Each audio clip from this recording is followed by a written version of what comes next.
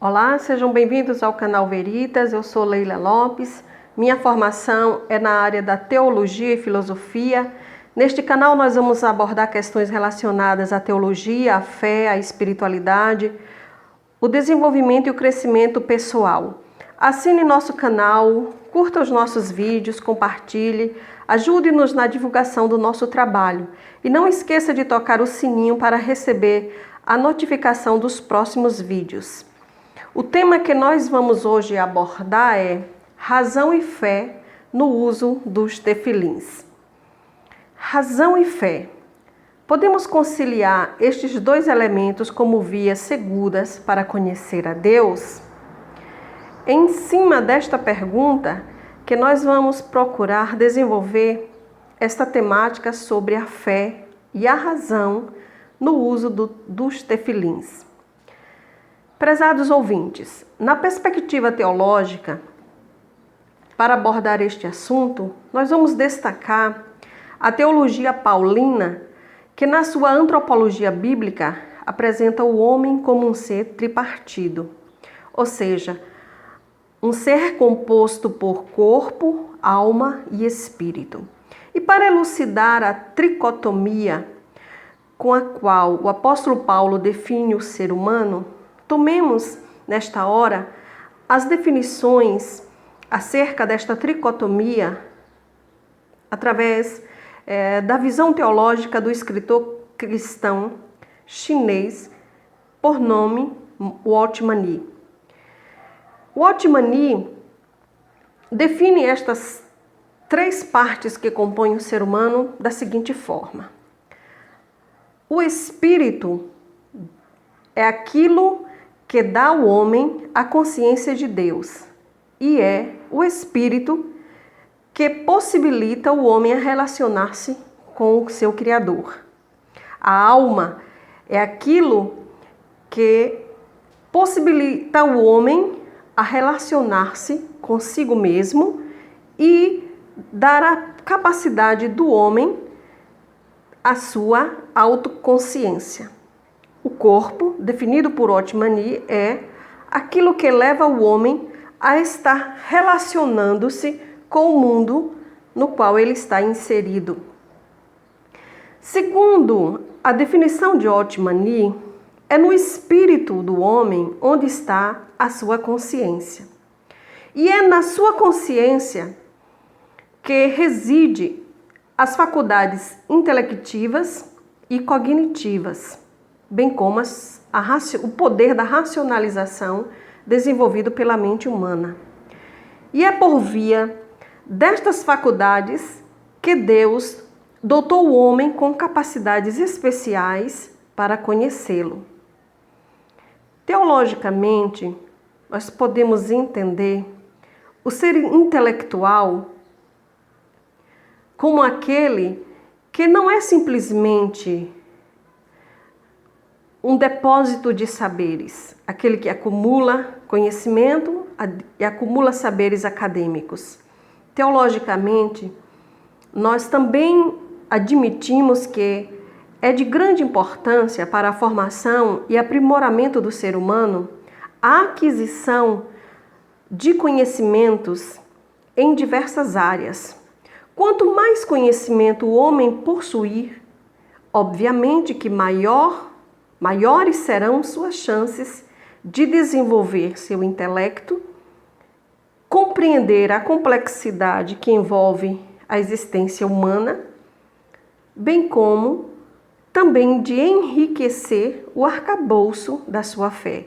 Então, em nenhum momento aqui nós queremos diminuir a importância e o valor da aquisição do conhecimento nas diversas áreas do saber humano.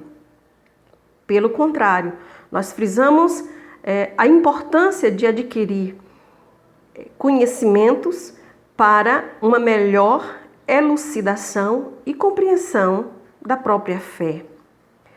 Pois bem, o ser intelectual, segundo a visão teológica, pode ser entendida na perspectiva teológica como aquele que desenvolve a sua faculdade intelectiva na conexão com Deus através do estudo da Bíblia Sagrada.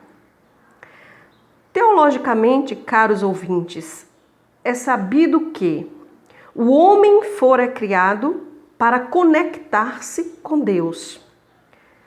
O homem fora criado para atingir a perfeição. Sendo assim, o homem não pode desenvolver-se espiritualmente sem o poder da intelecção. Para judeus e cristãos, é através da leitura e estudo da Bíblia que o espírito humano tem acesso intelectualmente ao conhecimento de Deus. E é por via deste conhecimento adquirido pela via da leitura e do estudo sistemático da Bíblia e dos arcabouços teológicos, tanto do judaísmo quanto do cristianismo, segundo a visão de judeus e cristãos, que o homem desenvolve ao longo da sua vida o seu aperfeiçoamento espiritual. A Bíblia nos mostra uma interessante didática ensinada por Deus ao povo judeu. Obviamente que esses ensinamentos servem também, em alguma medida, para didaticamente serem usados pelos cristãos. Então, nós encontramos esta didática dentro das Escrituras Sagradas, a Bíblia, quando nós lemos acerca da libertação do povo hebreu do cativeiro egípcio, onde eles foram escravos por mais de 400 anos. Segundo o relato das Escrituras, Deus, para retirá-los da condição de escravo na qual eles estavam por vários séculos, e retirá-los desta mentalidade desenvolvida neles de um povo subjugado pela escravidão, para dar-lhes uma nova mentalidade de povo livre, foi necessário para Deus construir pedagogicamente uma nova identidade, onde a identidade de homens livres precisava ser formada para que houvesse êxito na formação futura de uma nova nação. Caros ouvintes, a religião judaica oferece inúmeros lembretes visíveis que são usados como símbolos que ajudam o povo judeu na obrigação de cumprir os 613 preceitos da Torá e também que lembram sua identidade como judeus ao longo dos séculos enquanto nação. Ao tirar o povo do cativeiro egípcio e o introduzir a uma nova condição de liberdade, Deus então se utiliza de algumas medidas didáticas e pedagógicas para formar nestes ex-escravos a identidade de um povo livre. E para formar essa identidade, ao utilizar-se de uma didática especial, Deus utiliza alguns símbolos para incutir no entendimento daquele povo verdades espirituais de extrema importância para a vida deles ao desenvolver-se como uma nação livre e um povo que precisava reaprender ou aprender acerca do valor e da manutenção da liberdade. Então, nós encontramos alguns desses símbolos especificados na Bíblia e alguns desses símbolos nós identificamos como, por exemplo, os tisi-tisi, que eram pequenas franjas que serviam e servem para orações, como também o talit gadol e o talit katan, que são chales de oração obrigatório nos serviços matutinos da sinagoga, como também os tefilins.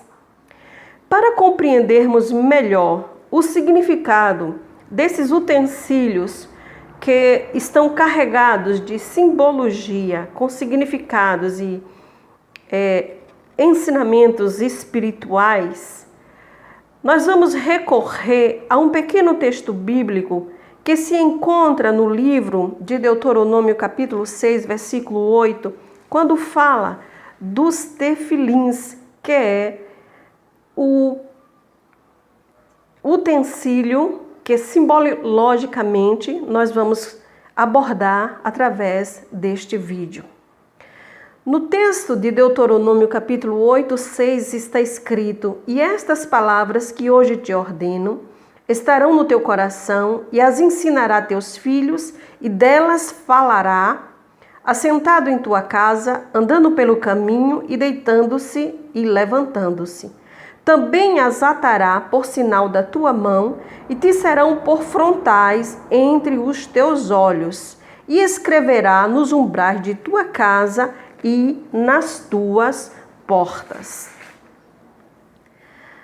Prezados ouvintes, Deus ordena a este povo, recém-saído do cativeiro, e dentro já de um contexto de liberdade, Deus dá a este povo preceitos, leis e mandamentos.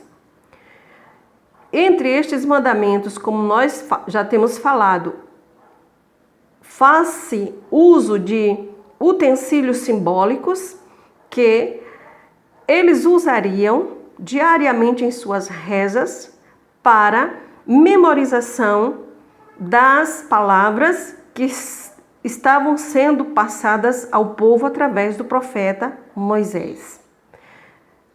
Pois bem, dentre estes utensílios, nós frisamos os tefilins. O que vem a ser um tefilim? Os tefilins, na verdade, são duas caixinhas pretas que o judeu amarra ao braço esquerdo. Uma das caixas é amarrada ao braço esquerdo através de correias de couro de animais caché, que são animais considerados pela lei mosaica como animais limpos, portanto liberados para o abate e para o consumo humano. As duas caixinhas pretas que compõem o tefilim são feitos de couro destes animais, bem como as correias nas quais as duas caixinhas estão amarradas. E dentro de cada caixinha deveria conter, escrito em um pedacinho de pergaminho, 4 parágrafos da Torá. A Torá são os 5 primeiros livros da Bíblia, que para os cristãos é chamado de Pentateuco. Esses 5 primeiros livros da Bíblia, para os judeus, é chamado de Torá. E na Torá escrita é onde está a coluna central do judaísmo. E a Torá é considerada pelos judeus como os livros mais importantes e sagrados dentro da religião judaica. Pois bem, voltando aos tefilins, a primeira caixa deve ser presa à mão esquerda e as tiras presas à caixa devem ser enroladas no braço esquerdo até chegar à região do bíceps. E ao chegar à região do bíceps, estas correias devem ser amarradas, nivelando-as à altura do coração, porquanto o povo judeu compreendia que o coração era a sede das emoções. A segunda caixa deveria ser amarrada entre os olhos. Na verdade, esta expressão entre os olhos que nós encontramos em Deuteronômio 6:8 é uma expressão idiomática do hebraico. Apenas é utilizada para explicitar onde a caixa deve ser posicionada, que na verdade não é entre os olhos, mas acima dos olhos, na linha do cabelo, no início da testa. Esta caixa deve ser posicionada em cima da caixa craniana, onde fica o cérebro. Veja bem, a primeira caixa na mão esquerda, as correias amarradas até nivelar-se com o órgão do coração como sede das emoções. A segunda caixinha entre os olhos, acima na testa, na região do nascedouro do cabelo, posicionada na caixa craniana, representando o posicionamento no cérebro. Esta didática, ensinada por Deus, é uma didática ritualística que tem um profundo significado para o povo judeu até os dias de hoje. As duas caixas do tefilim são colocadas representando a ligação dos poderes emocionais do coração e os poderes intelectuais da mente, representada através do cérebro. E esses dois poderes emocionais e intelectuais deveriam estar em conexão com Deus através do ritual dos tefilins ao ministrar as orações. Aqui neste ritual, caros ouvintes, nas rezas judaicas, nós encontramos uma valiosa e importantíssima revelação dada por Deus aos homens. As pesquisas científicas na área da neurociência descobriu que é no córtex frontal cerebral onde se processa o reflexo mais sofisticado da inteligência humana. E é aqui também onde o comportamento social dos seres humanos é processado e desenvolvido. Justamente nesta região do córtex frontal, nesta parte, onde a Bíblia diz que deveria ser colocado o tefilim da cabeça entre os olhos, foi onde Deus ordenou que o povo judeu usassem o tefilim. Amados ouvintes, nós aprendemos uma lição valiosíssima para os nossos dias quando a neurociência, através das suas pesquisas, descobriram o córtex pré-frontal como a parte do cérebro, sendo este um centro altamente sofisticado e ao mesmo tempo extremamente complexo, que possui conexões com múltiplas regiões cerebrais. Deus ordenou que o povo judeu posicionasse o tefilim justamente nesta região, por saber que esta região é a região do cérebro que tem esta complexidade de ramificações com várias regiões cerebrais ao mesmo tempo. E é nesta região do cérebro onde processa as tomadas de decisões e o comportamento social dos homens. Esta é uma área essencial no funcionamento da mente humana, pois é graças ao córtex pré-frontal que o homem consegue fazer planejamentos, é onde ele idealiza metas, é onde está a região que possibilita ele memorizar informações e é onde a leitura que o homem faz fica imprimida na sua mente. É nesta área onde está a capacidade analítica e reflexiva da mente humana.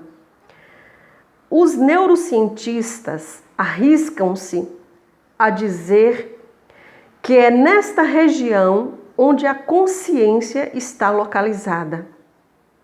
O córtex pré-frontal é uma das áreas mais interessantes e decisivas para entender o pensamento e a autoconsciência. Caros ouvintes, segundo a neurociência, é no córtex frontal que reside a estrutura que torna o homem verdadeiramente humano. Essa é a região associada também aos planejamentos dos comportamentos cognitivos extremamente complexos. E esta região é a responsável pela expressão da personalidade do indivíduo. Um dos propósitos atuais da neuropsicologia é justamente entender, caro ouvinte, a relação sofisticada entre o cérebro e o comportamento humano. Pois o córtex pré-frontal, nas descobertas científicas, é a última área a se completar na formação do cérebro humano. Sendo ela a última área a ser completada, ela é responsável por desenvolver as habilidades mais sofisticadas e valiosas da espécie humana. O córtex pré-frontal é ativado quando o homem lê. E não é sem razão que Deus ordenou ao povo judeu posicionar a caixinha do tefilim em cima da testa,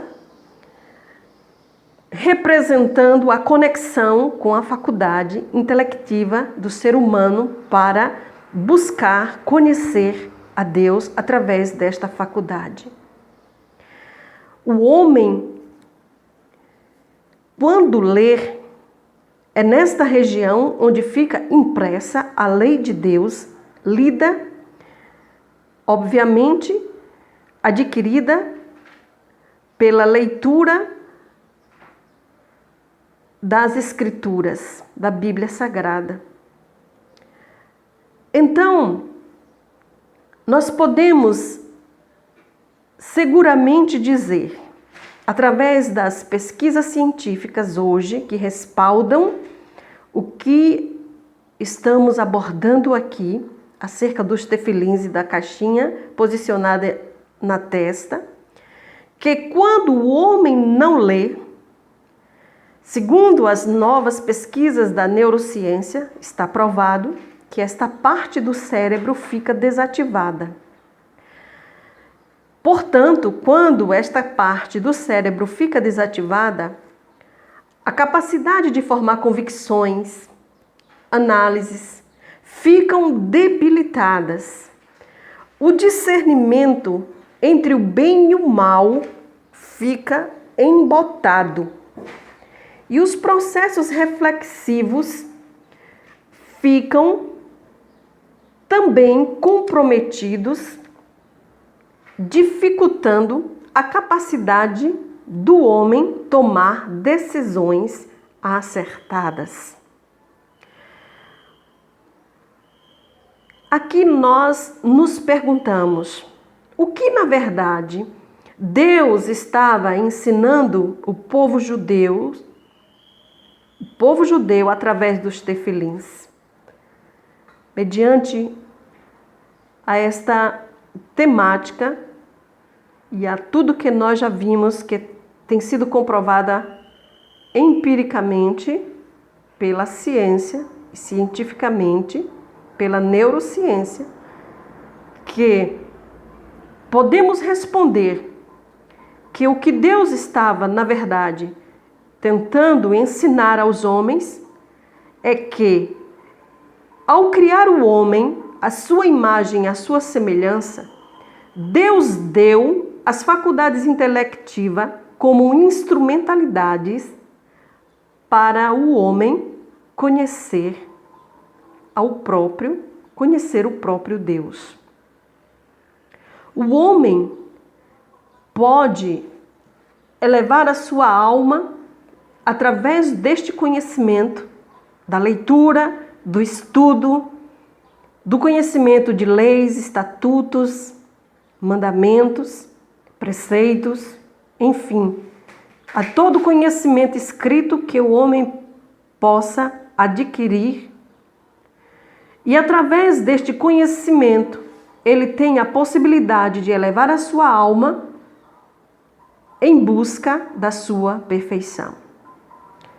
Sem o poder da intelecção, o homem não pode avançar seguramente no conhecimento de Deus. E para respaldar o que as Escrituras vêm nos ensinando, vamos citar a exortação do apóstolo Paulo, quando ele nos ensina que nosso relacionamento e serviço a Deus é estabelecido e ofertado pela via do culto racional. Assim, o apóstolo Paulo chama a atenção dos cristãos para prestarem um culto a Deus de forma racional. O que Paulo está dizendo neste texto específico de Romanos 12? Que a fé de todo aquele que crê e que faz das Escrituras sagradas sua regra de fé e prática não é uma fé cega, não é uma fé meramente emocional. Esta fé está fundada em fatos históricos. Esta fé está fundada em provas arqueológicas que podem comprovar a veracidade das narrativas bíblicas, especialmente as da Torá. Esta fé está fundada em cima de fatos históricos comprovados pelas ciências da arqueologia.